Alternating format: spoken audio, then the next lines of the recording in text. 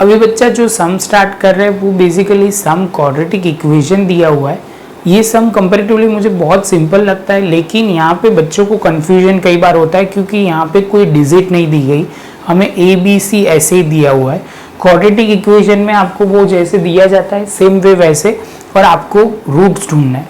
तो first of all बच्चा आप बोलोगे सर सिंपल वे में स्टार्ट करते हैं। यहाँ पे दिया हुआ है if alpha and beta are the zero of a quadratic polynomial. हमें दिया हुआ है कि sir alpha and beta quadratic polynomial के जीरो है।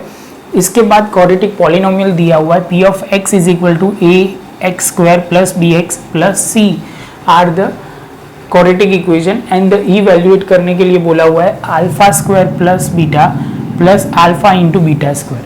अभी बच्चा आप बोलोगे सर इसको कैसे सॉल्व करेंगे। जब भी ये सम दिया हुआ है जो गिवन इंफॉर्मेशन है उसको प्रॉपर लिखते हैं, तो आप बोलोगे सर यहाँ क्वाड्रेटिक इक्वेशन लिख दिया,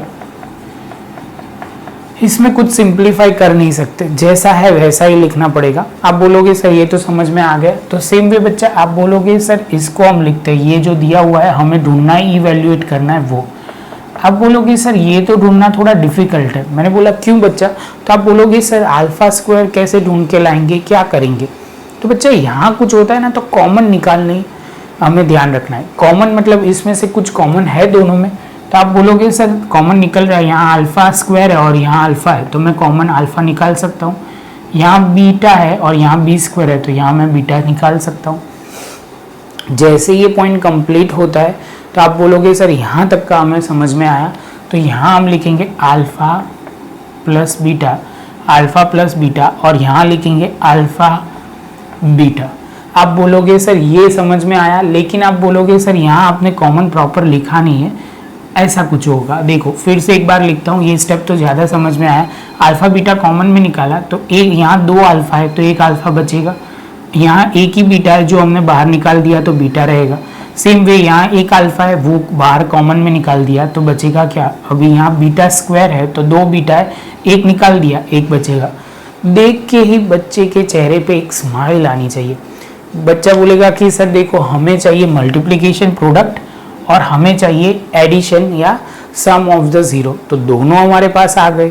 तो बस बच्चा अभी हम ये फॉर्मूला का यूज़ करके हम आगे जाएंगे।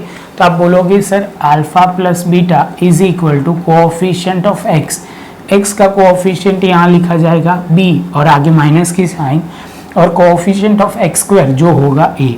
यहाँ तक आपको कोई डाउट होना नहीं चाहिए। आप बोलोगे सर एकदम परफेक्ट क्लियर। सेम वे बच्चा आप बोलोगे कांस्टेंट टर्म जो दिया हुआ है वो कांस्टेंट टर्म है यहाँ पे सी, तो यहाँ पे वो लिखा कोएफिशिएंट ऑफ एक्स स्क्वायर, तो आप बोलोगे सर यहाँ हो जाएगा ए।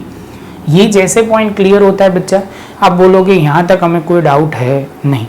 जैसे ये पॉइंट क्लियर होता है तो आप बोलोगे अल्फा इंटू बीटा, तो आप बोलोगे सर ये रहा, हम लिखेंगे सी अपॉन ए, मल्टीप्लीकेशन की साइन, अल्फा प्लस बीटा जो है माइनस बी अपॉन ए। तो आप बोलोगे सर यहाँ तो कुछ कट हो नहीं रहा, तो यहाँ लिखेंगे बी इंटू सी अपॉन ए स्क्वायर। तो इसके साथ बच्चा हमारा जो आंसर था वो आ गया। यहाँ ध्यान रखना है कभी ऐसे इजी सम भी होते हैं जिसमें कुछ करना नहीं होता, खाली थोड़ा आपको प्रेजेंस ऑफ माइंड और थोड़ी प्रैक्टिस चाहिए। ऐसे सम करोगे तो एक बार क्लैरिटी हो जाएगी। और बच्चा इसके बाद एक और सम करते हैं, प्रॉपर नोटबुक में लिख लो, इसके बाद हम आगे जाएंगे। बच्चा वीडियो अच्छा लगा हो तो लाइक शेयर सब्सक्राइब जरूर करें। मिलेंगे नए लेक्चर में नए एक टॉपिक के साथ।